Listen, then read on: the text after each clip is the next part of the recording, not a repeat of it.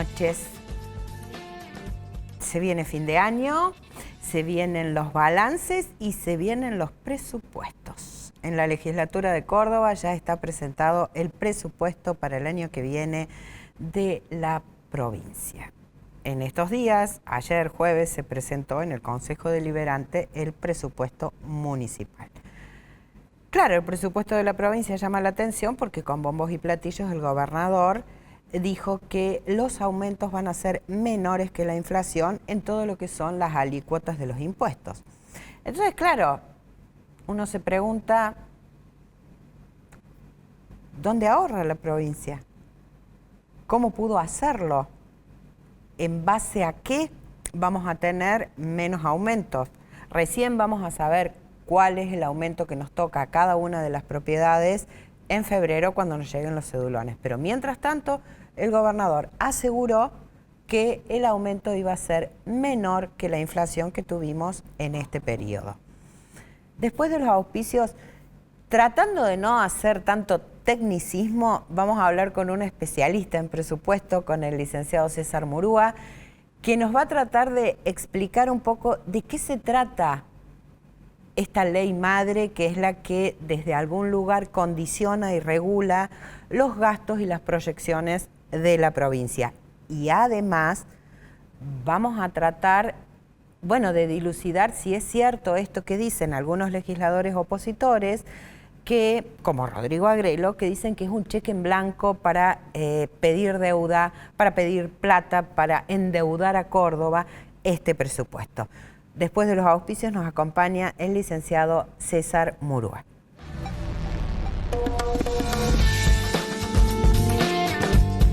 Buenas noches, muchas gracias por estar acá, César. ¿Qué tal, Viviana? ¿Cómo te va? Muchas gracias por la invitación. Bien, muy bien. Tratando de ver un poco de qué se trata este presupuesto que con bombos y platillos el gobernador presenta en la legislatura, firma ante las cámaras. La verdad que aumenten los impuestos menos que la inflación ya es una notición. ¿De qué se trata esto? Bueno, los presupuestos públicos son en sí dos cosas fundamentalmente. En primer lugar, son un reflejo de la planificación financiera que tiene una provincia en términos de ingresos y gastos. En ese sentido es una planilla de Excel, esencialmente, en el cual lo que estamos viendo son los flujos que establece la provincia y que prevé para el año siguiente. Pero al mismo tiempo, los presupuestos son una declaración política de cuáles son las cuestiones que un gobierno va a priorizar o va a postergar, porque cualquier política pública, si no tiene recursos por detrás, es una declaración, es una gacetilla de prensa, no es una política pública. Entonces, un decálogo de buenas intenciones, así digo es. yo. Entonces, por eso es tan importante analizar el presupuesto con estas dos lentes. Tanto la lente financiera, que acá hay cuestiones importantes para la provincia de Córdoba, es decir, Córdoba, vos recién en la introducción hacías referencia a cómo y por qué Córdoba ha anunciado esta reducción de impuestos. Si nosotros lo vemos en perspectiva temporal de los últimos 10 años y eventualmente como también, se debe ver. Exactamente, porque son procesos de largo plazo, no es solamente una circunstancia de 1 de enero, 31 de diciembre, sino que se van encadenando en el tiempo, que de hecho esos procesos fiscales fundamentalmente no miran tanto el color político de un partido de turno, y eso lo puedes ver incluso cuando haces una comparación, no solamente a lo largo del tiempo, sino también en términos más horizontales con otras provincias argentinas. ¿Sí? Claro. La provincia de Córdoba tiene una disciplina fiscal, o viene sosteniendo una disciplina fiscal a lo largo del tiempo, que le da margen, lo que nosotros lo llamamos, hay un espacio fiscal para que la provincia de Córdoba pueda, en algunas circunstancias, bajar impuestos, en otras circunstancias, subir el gasto. ¿Sí? Son dos riendas con las cuales vos vas llevando las finanzas provinciales. Este año, la provincia anuncia que para 2026 va a llevar adelante una reducción de las alícuotas de los impuestos. ¿Sí?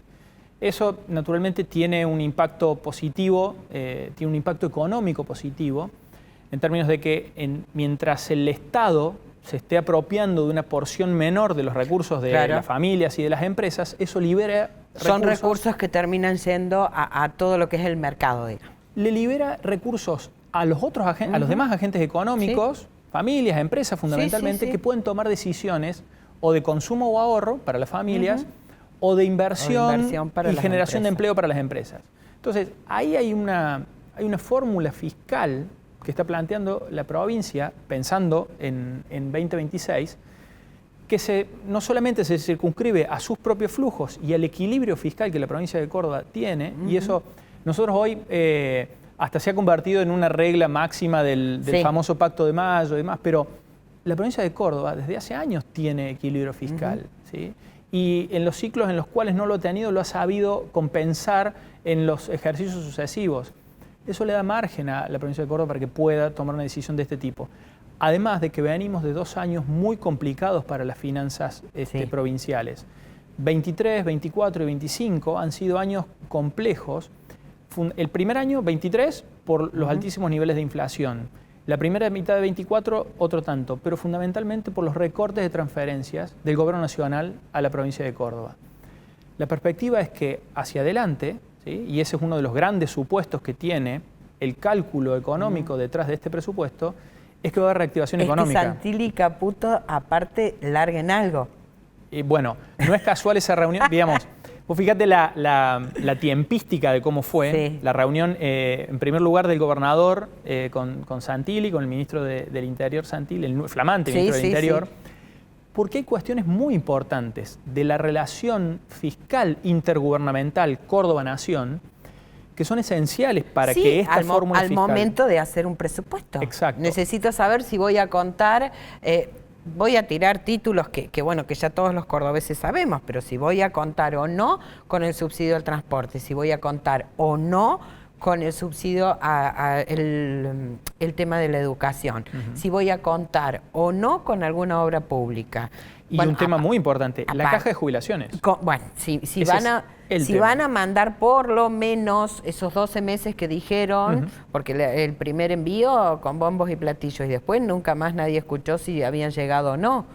Mientras el Gobierno Nacional mantenga ese compromiso que reasumió ya, la historia de la negociación de la provincia de Córdoba con la caja de jubilaciones ha trascendido presidentes, gobernadores, ministros de Economía, etcétera, porque es central en ese sentido. Y es central para Córdoba. Sí, además es desde algún lugar injusto. Exacto.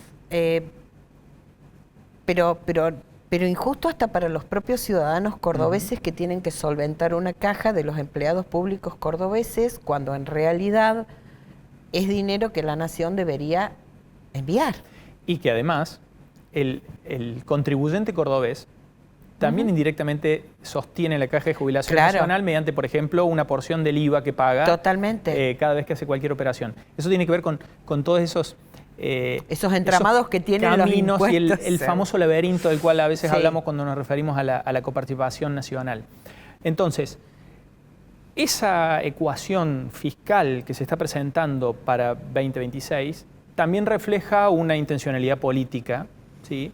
Y es probablemente lo que el gobierno de la provincia de Córdoba esté buscando, aprovechando ciertas circunstancias o ciertos factores que se pueden estar hilvanando, en primer lugar en materia de estabilidad macroeconómica, ¿sí? Y hablamos de estabilidad, hay que ser muy preciso ahí. Todavía Argentina no está en condiciones de hablar de un crecimiento económico sostenido.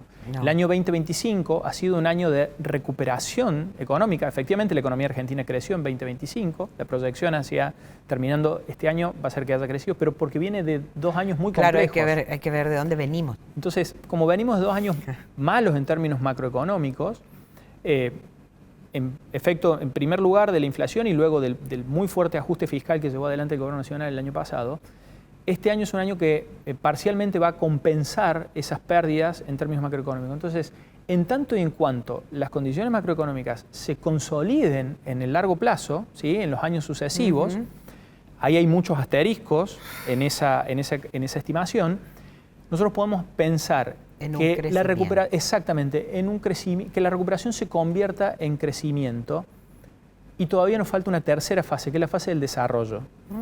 Y es la fase en la cual Argentina nunca ha podido ingresar, incluso en ciclos de crecimiento económico consecutivos, en años consecutivos, porque ese crecimiento económico no siempre se distribuye equitativamente en toda la población, no siempre se traduce en mejora de las condiciones de vida.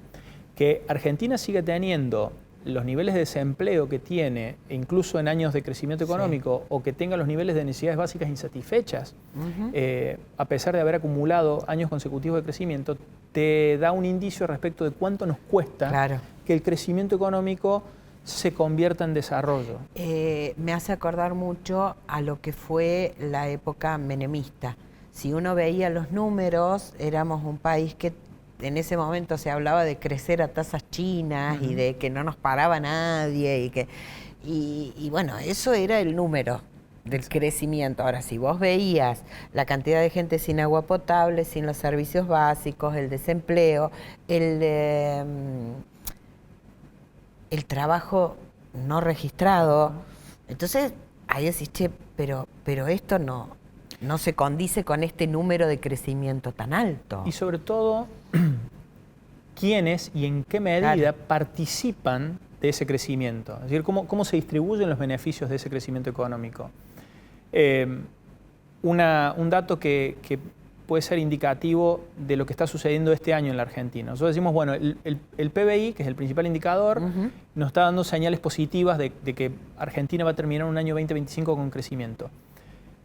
Pero no todos los sectores de la economía han participado en la misma medida, y vos tenés determinados sectores que son los principales generadores de empleo, y en algunos casos incluso de empleo registrado, el sector del comercio, la industria y la construcción. Son sectores intensivos en mano de obra, es decir, son generadores de empleo. Han crecido menos que el promedio del PBI. Entonces, esos sectores no están generando, no están traccionando, no están trasladando en la misma medida a sus trabajadores, a sus proveedores, a todas las cadenas productivas en ese sentido. Sí, y cuando hay un sector como la construcción que no se mueve, es el sector que más derrama. Bien. Y ahí se nota enseguida la retracción. Y la otra variable, es decir, vos podés ver en qué medida el crecimiento se equipara en sectores, pero también territorialmente. No todas las provincias argentinas crecen a la misma velocidad porque no todas tienen los mismos entramos productivos. Supuesto. Te diría que Córdoba en ese sentido está en el pelotón de las beneficiadas porque Córdoba tiene un ecosistema productivo, un entramado que está a niveles bastante alejados, no solamente de la media, sino de ni hablar con algunas de las provincias menos desarrolladas de nuestro territorio. Pero a su vez, al interior de Córdoba también tenemos divergencias. Hay regiones de la provincia que no... No es lo mismo Cerrezuela que Devoto. Bueno, esa imagen que vos planteás es evidente. Nosotros en el COPEC, en el Consejo para la Planificación Estratégica de Córdoba, hicimos algunos estudios, aparte de este estudio que hemos hecho sobre el presupuesto 2026, hicimos hace un tiempo un estudio comparando intercensalmente entre el censo 2010 y el censo 2022, cómo había sido la evolución de los departamentos cordobeses. Nosotros ya sabemos que hay grandes diferencias entre, por ejemplo, el sudeste cordobés, que tiene una matriz agroindustrial muy potente, con lo que podríamos llamar el arco noroeste de la provincia de Córdoba. A pesar de esas diferencias existentes entre esas dos regiones, por poner los dos extremos, los departamentos del noroeste y algunos departamentos del sur-sur de la provincia habían crecido a mayor velocidad que los departamentos más desarrollados. Esto nos da un indicio de que la brecha se está cerrando, con lo cual probablemente allí sí haya una decisión estratégica del gobierno de la provincia de apuntar específicamente a esa región. Bueno, de hecho, yo creo que los últimos 20, 30 años hubo decisiones estratégicas apuntando a eso, desde la fibra óptica, desde las rutas, desde el gas natural.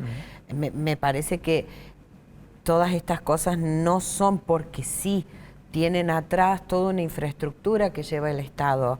Y bueno, y no entremos en esa de que llega primero el progreso, la infraestructura. El progreso no va a llegar nunca si no está el camino. Así es. Seamos realistas. Pero bueno, digo, hubo un Estado que se preocupó por, desde algún lugar, dar las mismas oportunidades a aquellos departamentos más desfavorecidos. Bueno, esos elementos, hay tres elementos que vos podés combinar para generar un esquema de competitividad para atraer inversiones. Eso es lo que se denomina un clima de negocio favorable a la inversión.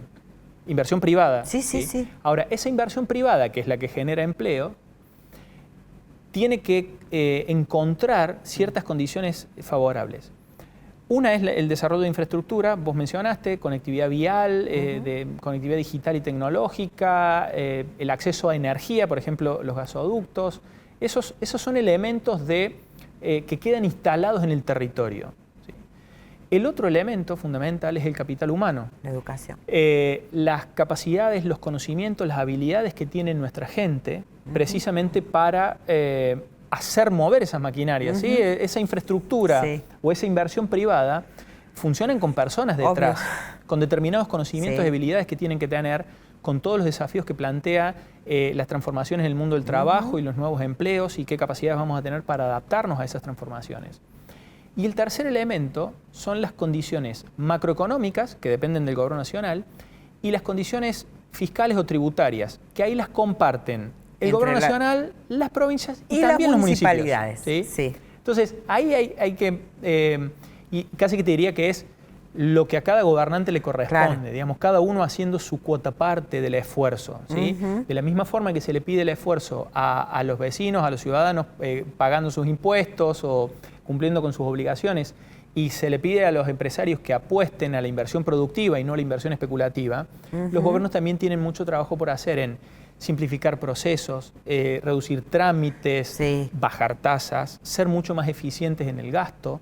Y me parece que ahí hay una cuestión que se está planteando y probablemente sea ese, paradójicamente, uno de los méritos del tiempo político que estamos atravesando hoy, irradiado desde el gobierno nacional. Y es que la idea del equilibrio fiscal ya no está en discusión. Y la idea de que los gobiernos tienen que no solamente ser eficientes, sino que tienen que mantener el equilibrio es una idea instalada. Adaptada a la cordobesa. Y ahí sí probablemente ese sea el mérito cordobés, es decir, perfecto, estas cuentas tienen que equilibrarse, tienen que cerrar, pero sin dejar a determinados sectores con la gente desprotegidos. adentro, como dice el gobernador. Exactamente. Esta idea de que ciertos mecanismos de protección y de contención social, porque lo hemos dicho, venimos de años muy complejos, se tienen que sostener, se tienen que mantener. Con respecto a lo que dice Rodrigo Agrelo, el legislador de la oposición, uno de los legisladores de la oposición, que en realidad este presupuesto es un cheque en blanco para tomar deuda.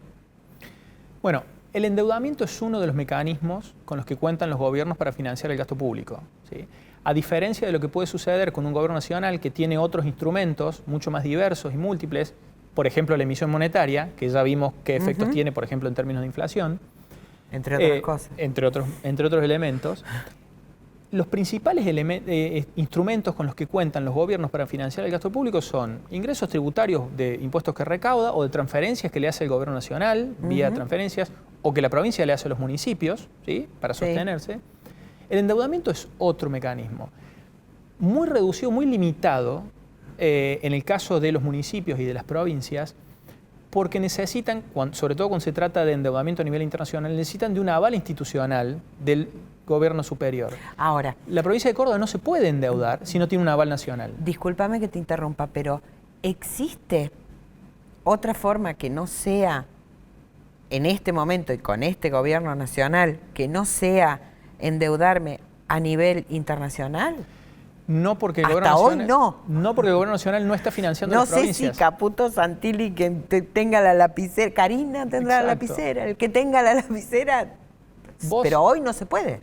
Si vos analizás la estructura de deuda de las distintas provincias argentinas, de vuelta también tratando de hacer esa comparación, bueno, ¿cómo está Córdoba en relación a otras provincias?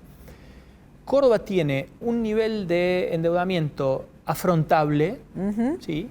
En la relación entre deuda, ingresos provinciales, deuda PBG, Producto Bruto Geográfico, Córdoba no está en una situación de ahogo en términos de la sostenibilidad de su deuda. Probablemente el factor que tenga Córdoba es que es deuda contraída en moneda extranjera, porque ha sido deuda contraída con organismos internacionales o con fondos internacionales para financiar esencialmente infraestructura. A diferencia de lo que sucede con otras provincias, hay otras provincias que están endeudadas con el gobierno nacional, en anteriores gestiones, por salvatajes, por situaciones de ahogo financiero, por fondos que eran necesarios, en algunos casos hasta para pagar sueldos o con rescates de último minuto del gobierno nacional a las provincias, Ahí Córdoba también tiene un matiz de diferenciación. En estos momentos y en estas circunstancias, la posibilidad de endeudarse con el gobierno nacional está completamente vedada. Y la perspectiva hoy, lo que podemos decir hoy, noviembre, diciembre, cerrando este año 2025, que de hecho no es la situación que podíamos decir hace 3 meses, porque ante la posibilidad de una devaluación fuerte, eso podía... ante un resultado electoral incierto que teníamos hace 3 meses. Romper el esquema de endeudamiento porque la deuda cordobesa está en moneda extranjera. Y Córdoba produce pesos, Córdoba no produce dólares. Y bueno, el gobierno. De hecho, con el tema, en la última etapa del kirchnerismo, Córdoba le tenía que pedir por favor a la nación que le vendan los dólares a precio oficial para poder pagar la cuota de la deuda. Así es. Entonces, ese frente está despejado. Y este endeudamiento, incluso si se analiza el presupuesto nacional, el presupuesto nacional ya está previsto, las autorizaciones de deuda, porque de vuelta, estos son procesos bastante largos, bastante trabajosos, involucran organismos internacionales, uno no va y golpea la puerta y pide plata, sino que son proyectos que tienen que tener un análisis de costo-efectividad del retorno que tiene esa inversión en términos de productividad, mejora en las condiciones macroeconómicas del territorio. Entonces, la estrategia de Córdoba en ese sentido no es desacertada, porque además se combina con un ciclo en el cual está bajando el riesgo país, que es una variable importante. Sí, porque baja la tasa de interés. Exactamente. Los acreedores internacionales son acreedores muy estrictos en el cumplimiento de los mecanismos y de los procedimientos para llevar adelante la infraestructura, que los recursos se destinen efectivamente al proyecto que se está financiando.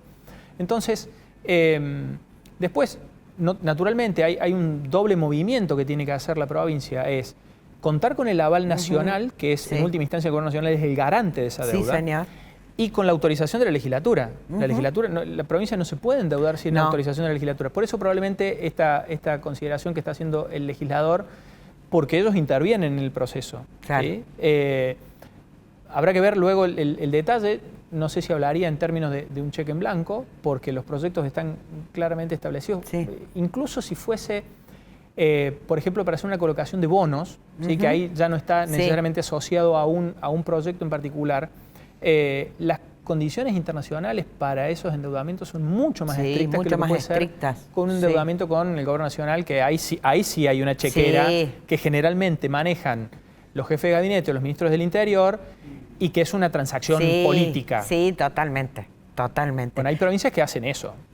Hacían. Se les ha cerrado esa canilla. Algo de bueno tiene también un poco todo este zarandeo, ¿no? Es decir, bueno, a ver, empecemos a poner blanco sobre negro y ordenemos un poquito. Total, después, en algún momento más temprano que tarde, se empezará de nuevo. Esto es Argentina. César, se nos fue el tiempo. Muchísimas gracias.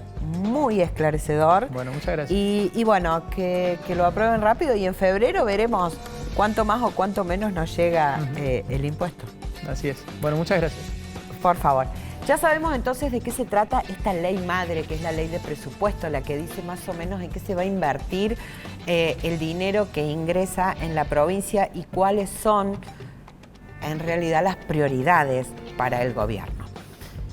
Armemos nuestro propio presupuesto para 2026. No sé si tenemos tantas buenas noticias como aparentemente tiene el gobierno nacional, pero tratemos de organizarnos porque esto de que los argentinos no tengamos educación financiera también redunda. Entonces es importante saber qué es un presupuesto, de qué se trata y cuál es el presupuesto de nuestra provincia de Córdoba. ¿En qué gasta la plata el gobierno provincial? Su plata, mi plata, la plata de todos, como dice el gobierno nacional, en la nuestra. Bueno, ¿qué hace con la nuestra el gobierno provincial? Eso depende de nosotros. Ya le digo siempre, agarre el celular y en vez de ponerse a leer sobre Wanda Nara o Mauricardi, trate de informarse qué pasa en su provincia, de qué se trata el presupuesto. ¿Sabe por qué? Porque entonces después, cuando algo no le guste, va a saber de dónde viene, quién lo votó y por qué se hace. Buena semana, buenas noches.